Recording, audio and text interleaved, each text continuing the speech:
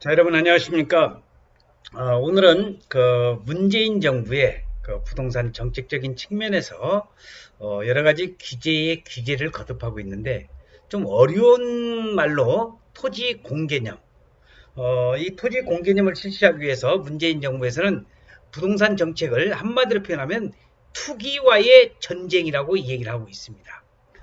서민의 주거 안정을 위해서 집값 상승을 부추기는 투기를 근절하겠다는 것인데, 정부의 투기 근절 정책의 정점이 있는 것이 뭐냐? 토지 공개념의 헌법 명문화가 되는 겁니다. 자, 그러면은 토지 공개념이라는 게 뭐냐?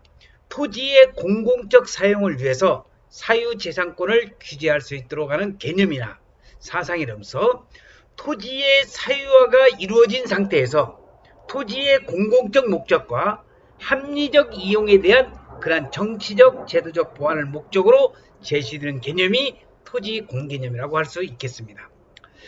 이 토지 공개념의 가장 이론적인 모태가 된 것은 미국의 정치 경제학자인 헨리 조지입니다.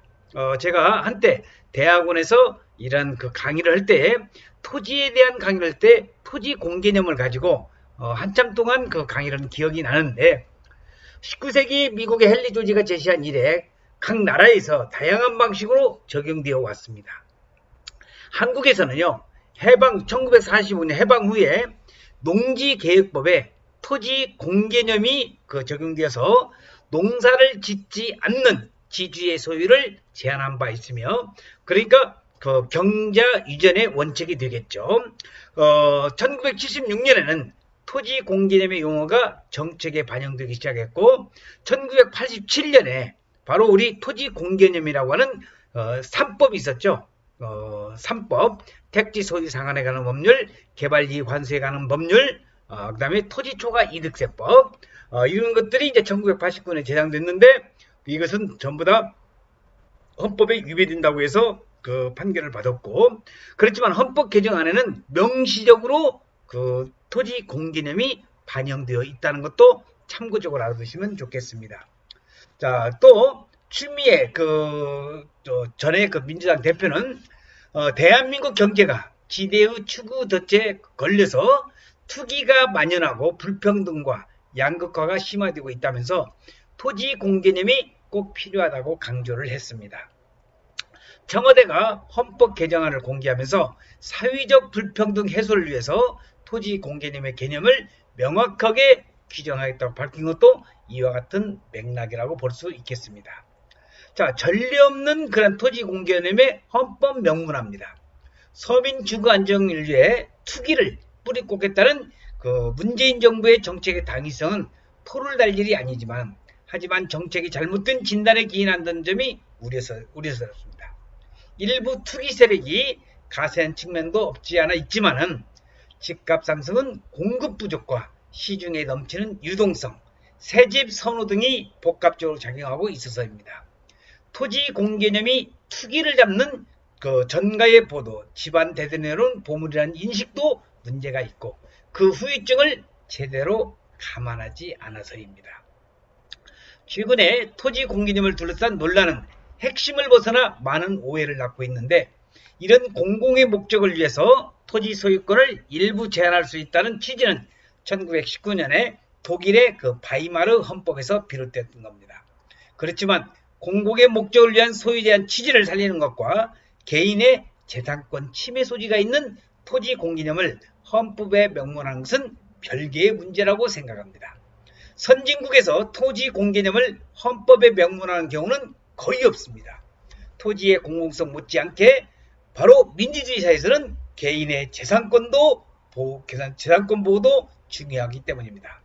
안 그래도 대한민국 법률에는 토지 공개념이 넘쳐나고 있습니다. 농지법 등 100개가 넘는 법들이 공공의 이름으로 토지 이용을 제한하고 있다는 겁니다.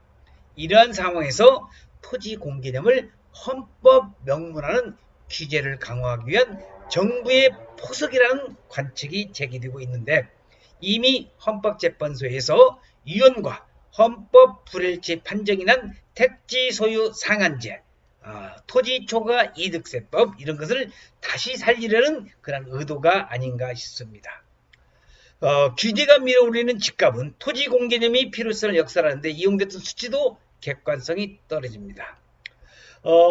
2016 평균 임상률은 겨우 3.3%인데 임대료는 3배가 넘는 10% 이상 올랐다고 말을 하고 있는데, 하지만은 감정원이 발표한 임대료 지수는 104, 2년 남짓 동안 4%가 올랐을 뿐입니다.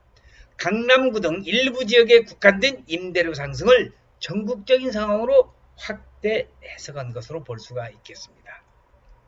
자, 토지 공개념의 이론적 근거가 되는 미국의 정치경제학자 헨리 조지의 토지 단일세는 실패한 세금 제도입니다. 그는 근로소득세 등 다른 세금을 없애는 대신 토지에서 발생하는 지대를 모두 세금으로 걷어서 불평등을 해소하자고 주장을 했죠. 미국의 엘라바마주의 소드시 페어오프는 1894년 토지 단일세를 도입했다가 2년 만에 폐지를 했습니다. 세금을 적게 내는 지주들 탓에 실제 임대료보다 훨씬 낮은 이면 계약이 극성을 부렸기 때문이죠. 토지 공개념이 지대를 낮춰 경제적 불평등을 감소시키는 도깨비 방망이가 되기도 힘듭니다.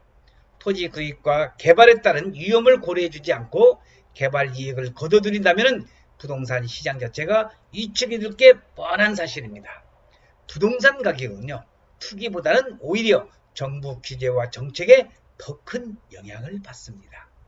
재건축 규제가 공급을 줄여 재건축 아파트 값을 끌어올리는 것 같은 이치면서 노무현 정부 때 혁신도시 다 아시죠? 혁신도시 개발은 혁신도시 주변의 땅값을 끌어올렸고 그 넘쳐난 토지 보상비가 서울과 수도권 집값을 밀어오는데 일조를 했다는 것은 우리 모두 잘 알려진 사실입니다. 자, 오늘은 정부가 추진하고 있는 그런 투기 억제 정책으로 정부 정책에 지금 문재인 정부의 핵심 코드가 되고 있는 과연 토지 공개념, 이게 옳은 것인가? 물론 해석에 따른 나름이겠지만 저의 개인적인 의견은 토지 공개념, 글쎄요, 그것을 헌법에까지 명시한다는 것은 조금 어불성설이 아닌가 싶고, 그리고 대한민국은 민주주의 사회입니다. 토지 공개념이 강화가 된다고 하면 공산주의 사회와 별 다름이 없다고 생각을 하면서 오늘은 조금 어렵고 딱딱했지만은 그래도 토지 공개념, 이 정도는 우리 부동산을 하시면서 토지 공개념에 대한 제도를 알아야 되지 않을까 해서 딱딱하고 힘들고 어려웠던 그런 내용이었지만 그래도 끝까지 시청해주신 여러분들에게 감사를 드리면서 토지 공개념 과연 옳은 것인가 하는 제도를 여러분들에게 설명을 드렸습니다. 끝까지 시청해주신 여러분들에게 감사를 드립니다. 대단히 고맙습니다. 감사합니다.